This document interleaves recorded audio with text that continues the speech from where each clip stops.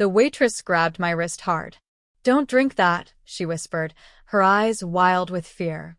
My hand froze halfway to my lips. The red wine in my glass looked normal. It smelled normal. But the way this young woman was staring at me made my heart pound. "What are you talking about?" I asked. She glanced over her shoulder. Her hands were shaking. "I can't explain here. Meet me in the parking lot in 5 minutes. Please. Your life depends on it." Then she was gone. If you're enjoying this story, please like, share, and subscribe. Your support means everything to me. I sat there, frozen. My husband Michael smiled at me from across the table. Our son Daniel sat next to him. And beside Daniel was Sophia, his fiancée, looking absolutely beautiful in her designer dress. "Emma, are you okay?" Michael asked. "You look like you've seen a ghost." I forced a smile. "Just feeling a little dizzy. I think I need some air." "Want me to come with you?" Daniel asked, concerned. No. Stay. "Enjoy your dinner. I'll be right back." I grabbed my purse and walked toward the exit on shaky legs. My mind was racing. What did that waitress know? Why did she look so terrified? This was supposed to be a perfect night. My 48th birthday. My family together. Everything I had worked for, sitting at that table. But something was wrong. I could feel it in my bones. Let me tell you how I got here. How my perfect life started to crack, without me even noticing. My name is Emma Clark. I've been married to Michael for 25 years. We live in a nice house in Atlanta, Georgia. I run my own small accounting business from home. Nothing fancy, but I'm good at what I do. I make decent money. Michael works in sales. He's handsome. Charming. Everyone loves him at parties. He tells jokes. He remembers names. He makes people feel special. That's actually how we met. At a friend's barbecue. He made me laugh so hard I nearly choked on my drink. Within 6 months, we were married. Our son Daniel is 23 years old. He's smart like me but looks like his father. Tall. Strong jaw. Kind eyes. He graduated college last year and now works as a junior architect. 3 months ago, he brought Sophia home to meet us. She was stunning. Long dark hair. Perfect skin. Expensive clothes. Her family had money. Old money. The kind that comes with connections and country club memberships. "Mom, Dad, this is Sophia Harrison," Daniel said that day, his face glowing with happiness. Sophia smiled at us. Her teeth were impossibly white. "It's so wonderful to finally meet you both. Daniel talks about you constantly." Michael stood up quickly. Too quickly. "The pleasure is all ours. Any woman who makes our son smile like that is already family." He shook her hand and held it just a second too long. I noticed, but I pushed the thought away. Michael was just being friendly. That's who he was. Over the next few weeks, Sophia became a regular visitor. She'd come over for dinner. She'd ask Michael questions about investments and business. She said she wanted to start her own architecture firm someday and needed advice. Michael was more than happy to help. "Your father is so smart," Sophia told me once while we were washing dishes.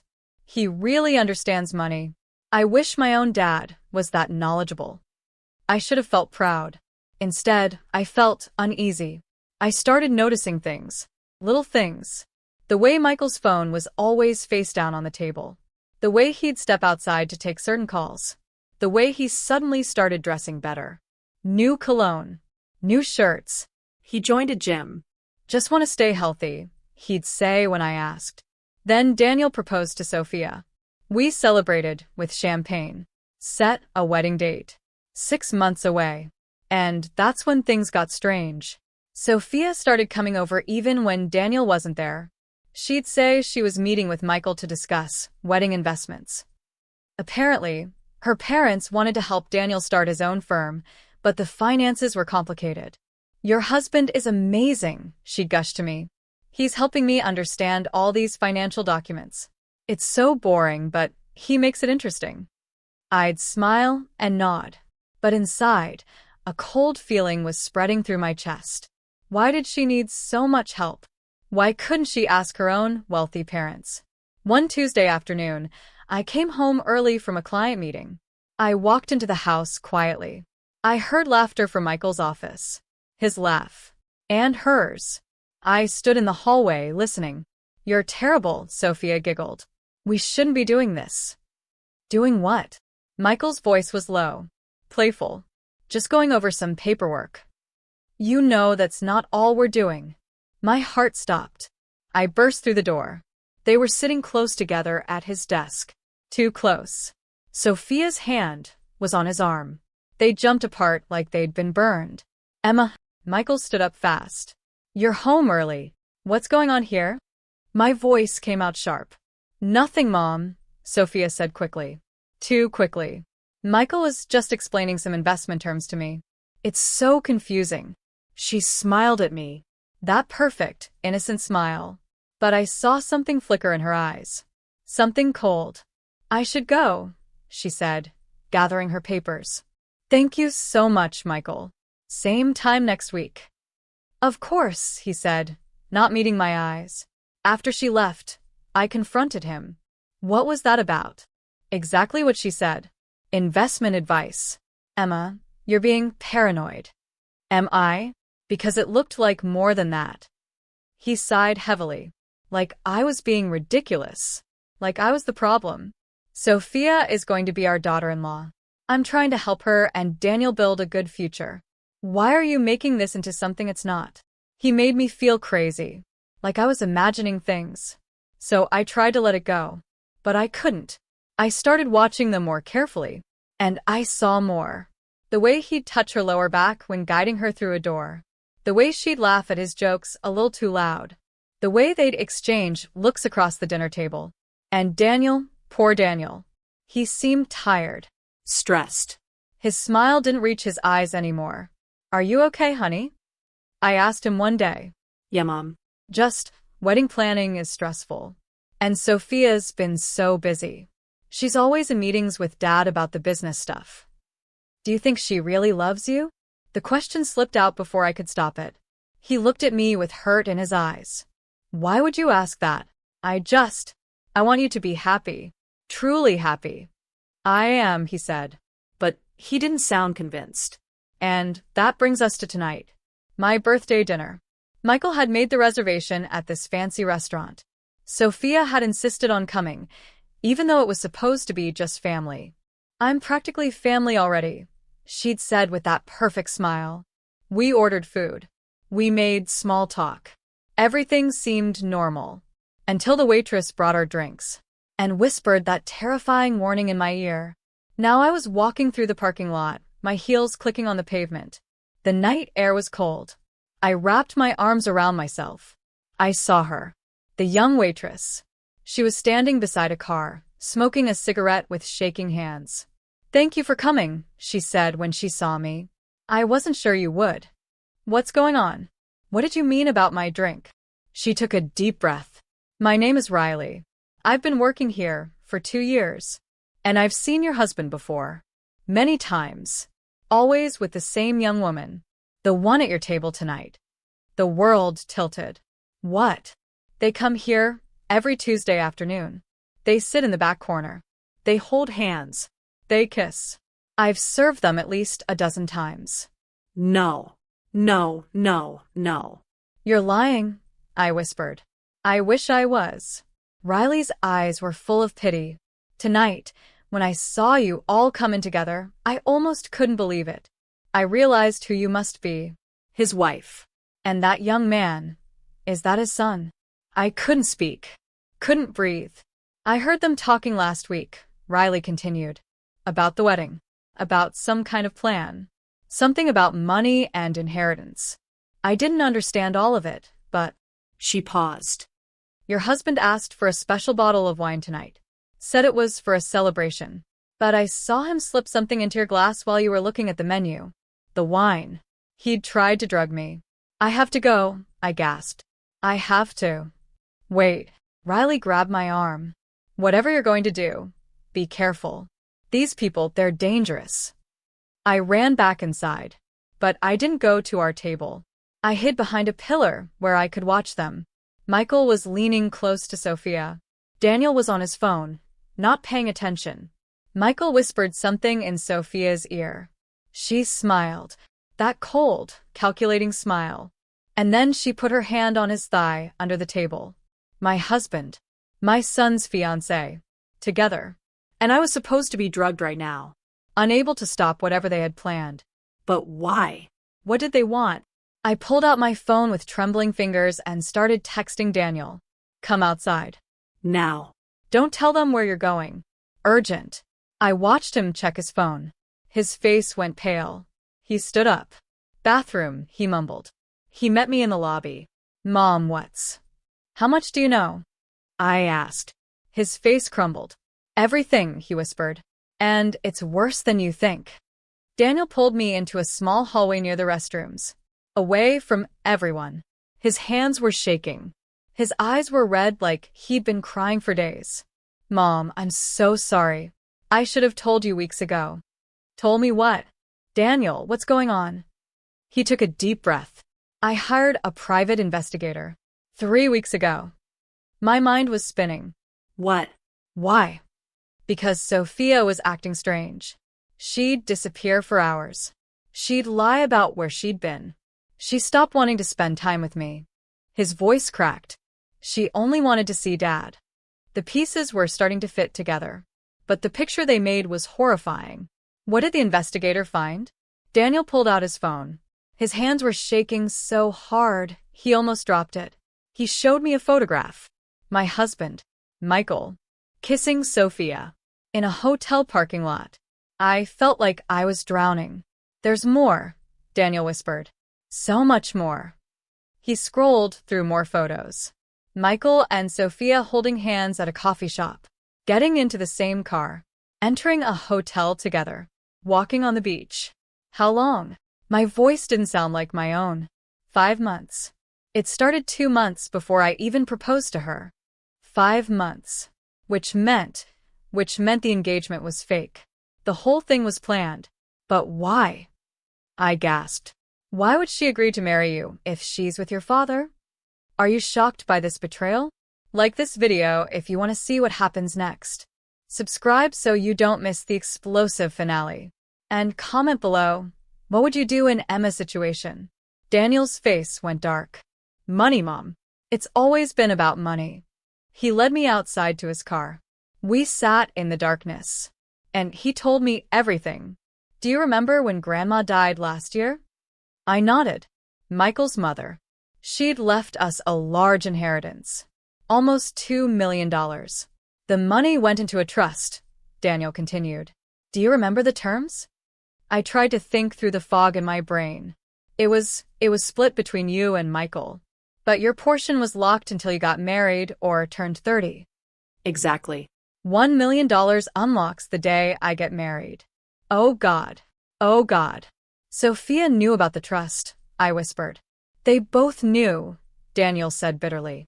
The investigator found emails. Text messages. Mom, they've been planning this for months. He showed me his phone again. Screenshots of text conversations. Michael, once he marries you, the money transfers immediately. We'll have access within 24 hours. Sophia. And then what? I can't stay married to him forever. Michael, you won't have to. We'll arrange a quick divorce. Irreconcilable differences. You'll get half in the settlement. Sophia, that's only $500,000. We talked about more. Michael, don't worry, baby. I have other plans for the rest. Emma won't know what hit her. I couldn't breathe. Couldn't think. What other plans? I asked. Daniel's voice dropped to barely a whisper. Mom, have you checked your business accounts lately? What? No. Why? Check them. Now. With trembling fingers, I logged into my banking app. My accounting business. The company I'd built over 15 years. The main account should have had about $200,000 in it. Client payments. Operating expenses. My life's work. The balance was $347. $347. No, I gasped. No, no, and no. He's been draining it for months, Daniel said. Small transfers. A few thousand here. A A few thousand there. Nothing big enough to trigger alerts. He transferred it all to an offshore account that he and Sophia share. My vision went blurry. How do you know all this? The investigator is good. He traced everything. Dad's been stealing from you, Mom. From your business. The business you built. I felt sick. Actually sick. I opened the car door and threw up on the pavement. 25 years. 25 years of marriage. And he was robbing me blind. There's more, Daniel said quietly. How can there possibly be more? The wine tonight. The one that waitress warned you about. I heard Dad on the phone this morning. He was talking to someone about sedatives. About making sure you were out of the way for a few hours. My blood ran cold. Out of the way for what? He has papers, Mom. Divorce papers. Forged with your signature. He was going to drug you tonight, take you home, and while you were unconscious, he'd file them electronically. By the time you woke up, it would be done. But why? If he wanted a divorce, why not just ask? Daniel's laugh was bitter. Because of the prenup. Remember? You made Dad sign one when you started making more money than him. If he files for divorce, he gets almost nothing. But if you file, or if you sign papers agreeing to it, the prenup is void. He gets half of everything. Half of everything I'd worked for. Built. Earned. And Sophia? I asked. What does she get out of this? Dad promised her a new life. They'd take the money and disappear. Start over somewhere else. He told her he never loved you. That you were just convenient. Each word was a knife in my heart. Why didn't you tell me? I cried. Why did you let me sit at that table with them? Why did you let me almost drink that wine? Because I didn't know about the drugging until tonight. Daniel's voice broke. I knew about the affair. I knew about the money. But I thought I had time. I thought I could figure out a plan. I've been going crazy, Mom. I wanted to protect you, but I didn't know how. I pulled my son into my arms. We sat there crying together. Two people whose world had just shattered. The wedding, I finally said.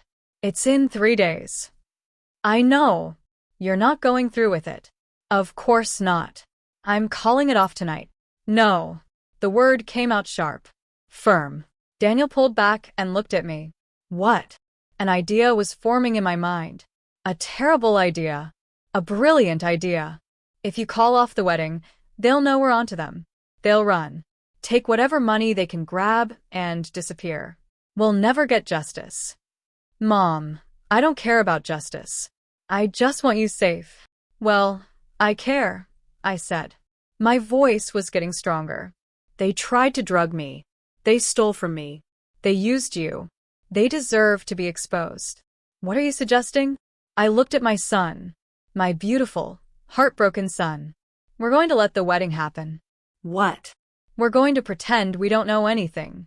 We'll smile. We'll play along. And on the wedding day, in front of everyone, we're going to reveal the truth. Daniel stared at me like I'd lost my mind. Mom, that's the only way to make sure they face consequences. I finished. Think about it. Sophia's family is rich and powerful. Your father has charm. If we go to the police now, they'll lawyer up. They'll claim it was all a misunderstanding. They'll get away with it. But if we expose them publicly, in front of 200 guests, in front of Sophia's parents, in front of all of Dad's coworkers and friends, they won't be able to run from that. The humiliation alone will destroy them. Daniel was quiet for a long moment. Then slowly he nodded. Okay, but how do we pull this off? How do we act normal for 3 whole days?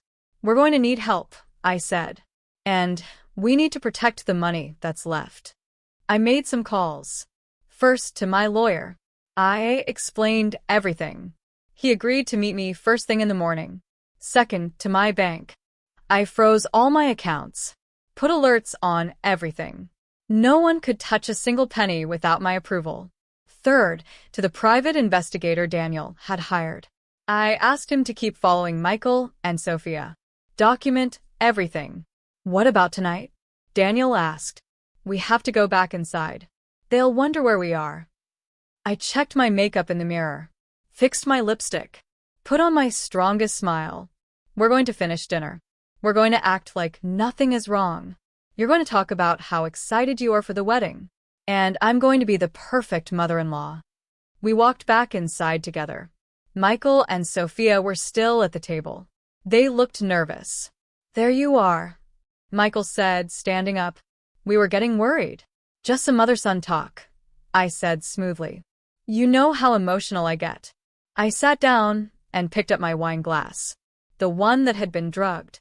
Michael's eyes went wide. Emma, wait. Actually, I said, setting it down. I think I'd prefer water. Wine gives me headaches lately. I saw the look that passed between him and Sophia. Panic. Confusion. Good. Let them wonder. So, I said brightly, let's talk about the wedding. Only 3 more days.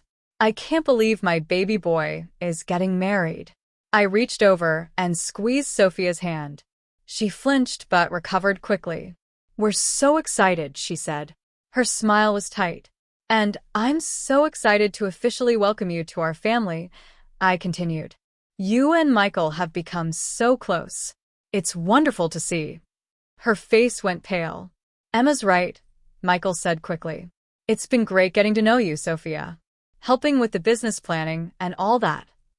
Speaking of business, I said casually. Michael, honey, did you remember to transfer that money from my account? The payment for the wedding photographer? I watched him squirm. Oh, yes. I took care of that this morning. Liar. You're so good to me, I said sweetly. Always taking care of things. I don't know what I'd do without you. The rest of the dinner was torture, but I smiled through it, laughed at Michael's jokes, complimented Sophia's dress, talked about flower arrangements and seating charts. Daniel played along perfectly. He held Sophia's hand, Kissed her cheek. acted like a man in love. We were Oscar-worthy. When the check came, Michael insisted on paying. It's your birthday, honey. My treat. With MY money, I thought bitterly. Money he stole. But I just smiled and thanked him. We walked to our cars. Sophia gave me a hug goodbye. Thank you for being such a wonderful mother-in-law, she whispered in my ear. I hugged her back tight. Oh, sweetheart, you have no idea what's coming. She pulled back, confused. What? I said, you have no idea how happy this makes me. The wedding. All of it. She smiled. Relaxed. Me too. Liar. Michael kissed my cheek. Happy birthday, Emma. I love you. I love you too, I said. And for the first time in our marriage, I meant it as goodbye. Daniel and I drove home separately. When we got there, Michael was already in bed. Tired from all the excitement, he texted. I sat in my home office. The same office where this nightmare had started to unfold weeks ago. I opened my laptop and started planning. 3 days until the wedding. 3 days to prepare for war. I printed out every bank statement showing the stolen money. Every text message the investigator had found. Every photograph of Michael and Sophia together. I created a slideshow. Set it to music. Made it devastating. I contacted a few trusted friends. Told them I needed their help with something at the wedding. They agreed without question. I even called Sophia's parents. Said I wanted to surprise the couple with a special presentation during the reception. They thought it was sweet. They had no idea. By 3 a.m., everything was ready. I climbed into bed next to my husband, the man I'd loved for 25 years, the man who was planning to destroy me.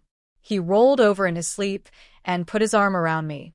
I let him, because in 3 days, I was going to destroy him, and he'd never see it coming. The morning of the wedding, I woke up at 5 a.m., just like I always did on important days. But this time, I wasn't nervous. I was ready. I looked at Michael sleeping beside me. His face was peaceful, relaxed. He had no idea what was coming. Good. I got up quietly and went to my office. The slideshow was ready on my laptop. The documents were printed and organized. Everything was perfect. My phone buzzed. A text from Daniel. Mom, are you sure about this? More sure than I've ever been about anything, I texted back. Trust me. I do. I love you. I love you too, baby. Today, we take our lives back. I spent the morning getting ready. Hair. Makeup. Nails. I wore a beautiful blue dress. The same shade I'd worn on my wedding day 25 years ago. It felt appropriate. One marriage beginning as another one ended. Michael came up behind me as I was putting on my earrings. He kissed my neck. You look beautiful, he said. I smiled at him in the mirror. Thank you, darling. If he noticed the coldness in my eyes, he didn't show it. Big day, he said. Our son is getting married. Yes. Life will never be the same after today. He had no idea how true those words were. This is it, everyone. The moment we've been waiting for. If you're on the edge of your seat, smash that like button. Share this with someone who loves justice. And don't forget to subscribe because you do not want to miss how this ends. The wedding was at 4 p.m. on our property, just like we'd planned. The white chairs were arranged in perfect rows on the lawn. The rose-covered arch looked stunning. The string lights would twinkle when the sun went down. Everything was beautiful. Perfect. Guests started arriving at 3:30. Sophia's wealthy parents, Michael's coworkers, our friends, our family, 200 people, all dressed up, all smiling, all expecting a fairy tale wedding. They were about to get a show, all right, just not the one they expected. I greeted everyone with hugs and smiles, playing the role of happy mother of the groom. Michael stood beside me, shaking hands, being his usual charming self. Your home is beautiful, Sophia's mother gushed. And that arch. You must have worked so hard. I did, I said sweetly. I put my whole heart into it, just like I've put my whole heart into this family. She smiled, not catching the edge in my voice. At 3:45, I saw Sophia arrive. She looked gorgeous. Her white dress probably cost more than most people's cars. Her hair was perfect. Her makeup was flawless. She was glowing. Of course she was. She thought she was about to become a millionaire. She caught my eye and waved. I waved back. Soon, sweetheart. Very soon. Daniel was in the house getting ready. I went to check on him. He was standing in front of the mirror in his tuxedo, staring at himself. You okay? I asked. He turned to me. His eyes were red. I really loved her, Mom. Even knowing what I know now, part of me still can't believe it. I hugged him tight. I know, baby. But you deserve someone who loves you truly. Not someone who sees you as a wallet. What if this doesn't work? What if they find a way to turn it around on us? They won't, I promised. I have evidence. Real, solid evidence. They can't lie their way out of this. At 3:55, the music started. Everyone took their seats. My friend Pastor James was officiating. He didn't know what was coming. I'd tell him later.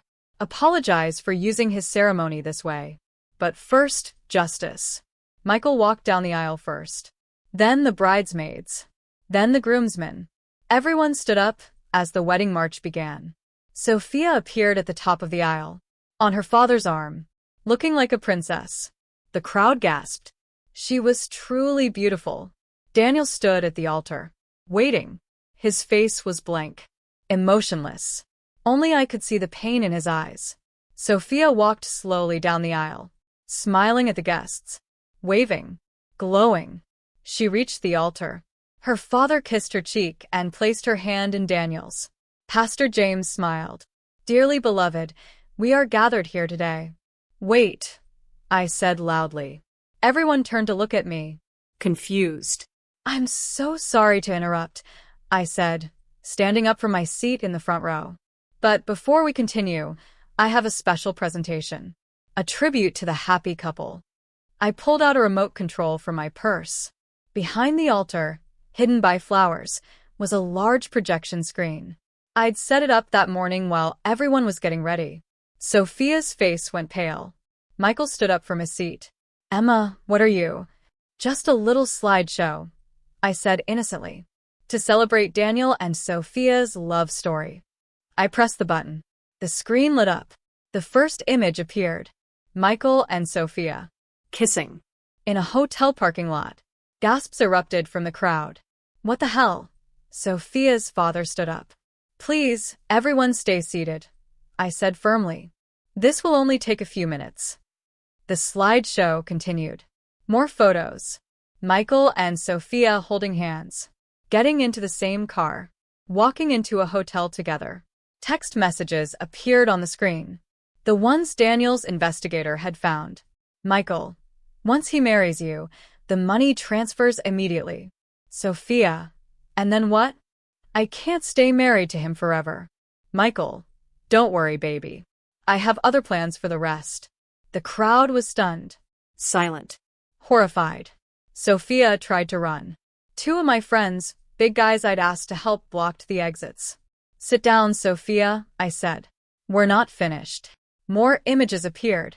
Bank statements showing money transferred from MY business account to an offshore account in the names of Michael Clark and Sophia Harrison.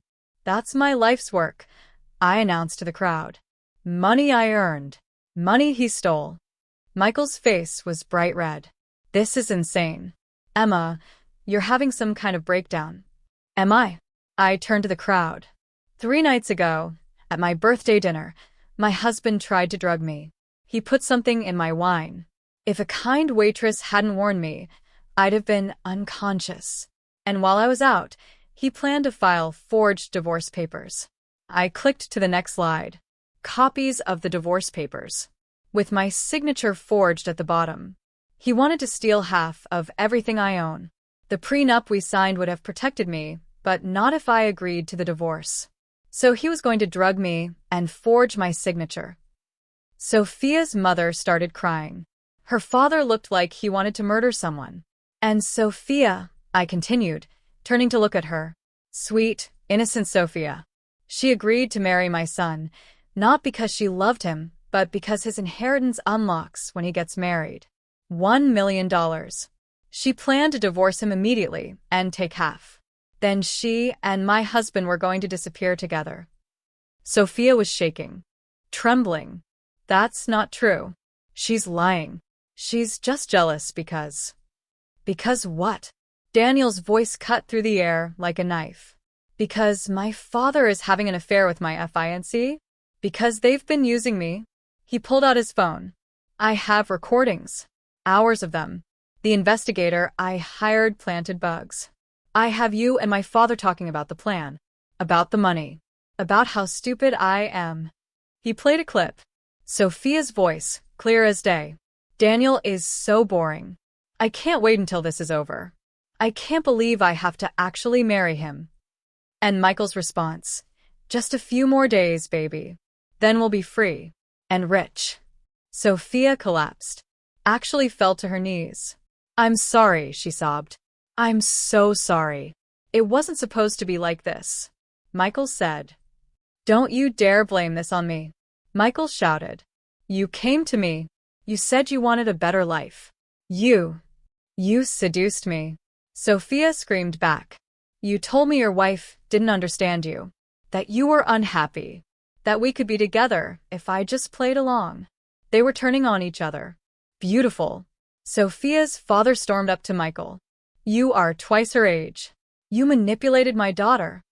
Your daughter is a gold digger. Michael shot back. Sophia's father punched him. Right in the face. Michael went down hard. The crowd erupted. People were shouting. Some were crying. Some were filming on their phones. Perfect. Let them film. Let the whole world see. 2 police officers I'd invited, friends from church, stepped forward. Mr. Clark, one of them said, we need you to come with us. There are some questions about financial fraud and attempted poisoning. This is ridiculous, Michael sputtered, holding his bleeding nose. You can't arrest me. I didn't do anything. We have evidence, I said calmly. Bank records. Text messages. Testimony from the waitress you tried to get to help you drug me. You're finished, Michael. They handcuffed him. Right there. In front of everyone. Sophia was still on the ground sobbing. Her mother was yelling at her. Her father was yelling at Michael. The bridesmaids were stunned. Daniel walked over to me, wrapped his arms around me. "It's over," he whispered. "It's really over." Not quite, I said. I walked up to the microphone. The crowd quieted down. "I want to thank you all for coming today," I said. "I know this wasn't the wedding you expected, but sometimes the truth needs to be exposed. Sometimes people who pretend to love us need to be revealed for who they really are." I looked at Michael being led away in handcuffs, at Sophia crying in her ruined wedding dress. Marriage is supposed to be built on trust, on love, on partnership. For 25 years, I gave my husband everything. My heart, my money, my life. And he repaid me with lies and betrayal. My voice got stronger, fiercer. But I'm not a victim. I'm a survivor. And today, I take back my power, my money, my dignity, my life. The crowd erupted in applause. People were standing, cheering. Some of them were crying, happy tears. Daniel squeezed my hand. Sophia's parents dragged her away. She was still sobbing, screaming, begging. But it was too late. The truth was out. Her reputation was destroyed. The photos were already spreading on social media. By tomorrow, everyone would know what she'd done. As for Michael, the police found more evidence when they searched his things. Emails to other women, more stolen money, plans to flee the country. He was charged with fraud, theft, and attempted poisoning. He went to trial, and he lost 3 years in prison, and a court order to repay every penny he'd stolen, plus damages. Sophia's family disowned her. She lost everything. Her job. Her friends. Her reputation. Last I heard, she was working at a department store. Living in a tiny apartment. Alone. Karma. If you love this ending, please hit that like button. Share this story with everyone who needs to hear it. And subscribe for more amazing stories like this one. As for Daniel and me, we healed. Together. It took time. Lots of therapy. Lots of tears. Lots of late-night talks about trust and betrayal and learning to love again. But we made it. 6 months after the wedding that wasn't. Daniel met someone new. A teacher named Grace. She was kind. Genuine. Real. She loved him for him, not for his money. They got married a year later. A small ceremony. Just close friends and family. No drama. No lies. Just love. I walked Daniel down the aisle. We both cried happy tears. "I'm proud of you, Mom," he whispered before the ceremony. "You're the strongest person I know." "We're strong together," I told him. "That's what family means."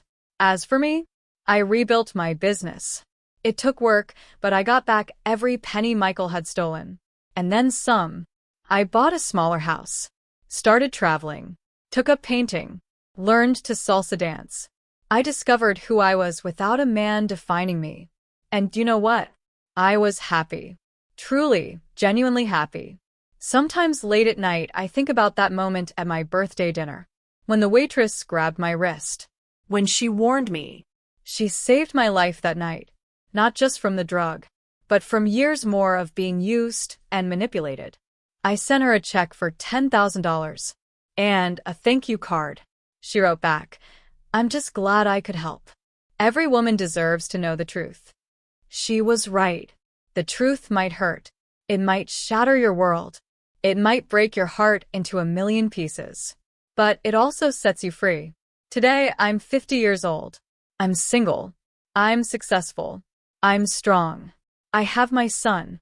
I have my grandchildren. Grace just had twins. I have my business. I have my life. And I have the knowledge that I stood up for myself. That I didn't let anyone use me. That I fought back. Michael sent me letters from prison, begging for forgiveness, saying he was sorry, claiming he still loved me. I burned every single one. Some bridges deserve to be burned. Some people don't deserve second chances. And some endings are actually beginnings. My beginning started the day I destroyed that wedding. The day I exposed the truth. The day I took my power back. And I've never looked back since. Thank you so much for joining me on this incredible journey.